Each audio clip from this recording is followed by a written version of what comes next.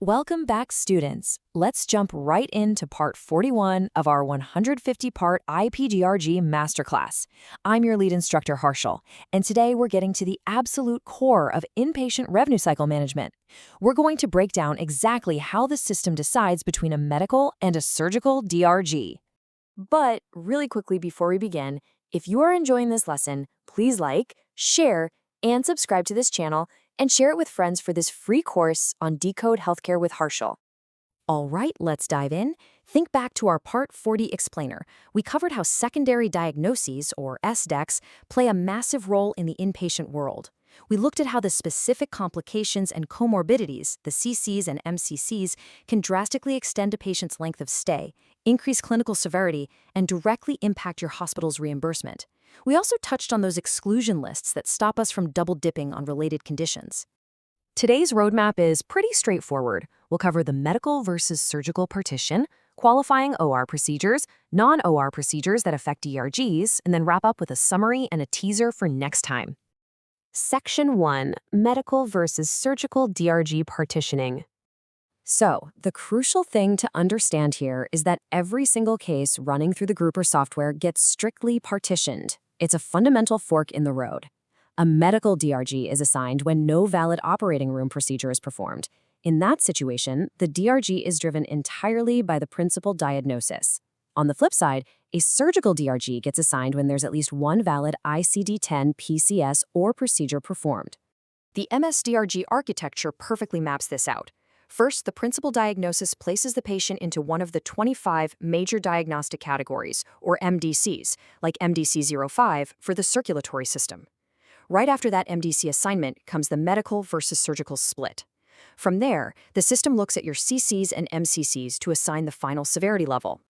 Now, you might be wondering, why does this split matter so much? Well, it's all about the math and hospital resource utilization. Surgical DRGs generally carry a much higher relative weight.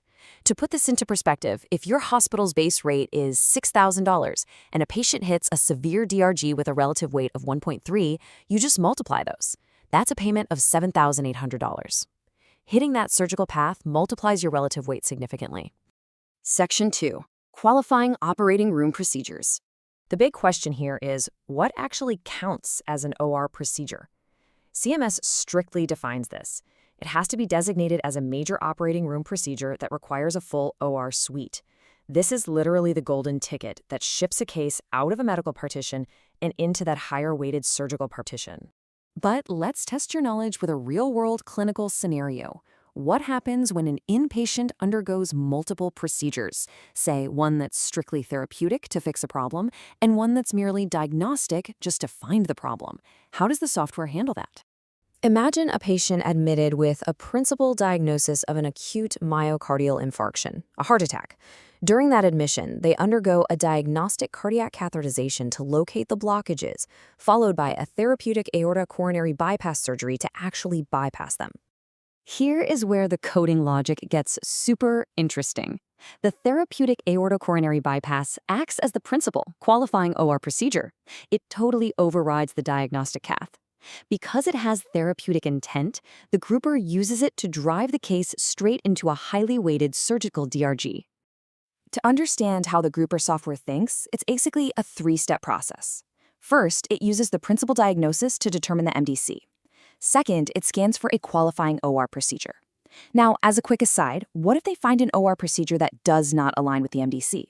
Like our heart attack patient in MDC-05 suddenly needing an emergency laparoscopic appendectomy, which falls under MDC-06. Well, that actually triggers DRGs 981 through 989 for unrelated OR procedures. But assuming it aligns, step 3 is partitioning the case into the final medical or surgical DRG triplet. Section 3. Non-OR procedures affecting DRGs. Okay, so the MS-DRG system is complex, and there are exceptions to almost every rule. The exception rule dictates that certain interventions, even if they're performed right at the bedside and completely outside of a major OR suite, are so resource-intensive that they still alter the DRG grouping or severity tiering. Basically, they behave just like OR procedures. For instance, think about a critical care situation. A patient is admitted for pneumonia, develops acute respiratory failure, and ends up on mechanical ventilation for more than 96 consecutive hours. That 96-hour mark is a total game changer. The grouper couples the respiratory failure code with the prolonged ventilation code, which acts as a major complication and comorbidity, or MCC. This spikes the relative weight immensely, even with no surgical suite involved. These are your high-yield non-OR procedures that coders and CDI specialists absolutely have to watch for. Prolonged mechanical ventilation over 96 hours is a massive one. Hemodialysis drives severity for things like acute kidney injury. Percutaneous cardiac catheterizations impact specific cardiac paths. And don't forget interventions like ECMO and thrombolytic infusions. They consume immense hospital resources, and capturing them accurately will dramatically shift your final reimbursement. Section 4, Summary and Teaser. Let's wrap this up with our key takeaways. The medical versus surgical split dictates your entire base payment path. When multiple procedures happen, the principal therapeutic procedure drives the surgical DRG. And remember, specific non-OR interventions can absolutely spike your relative weight.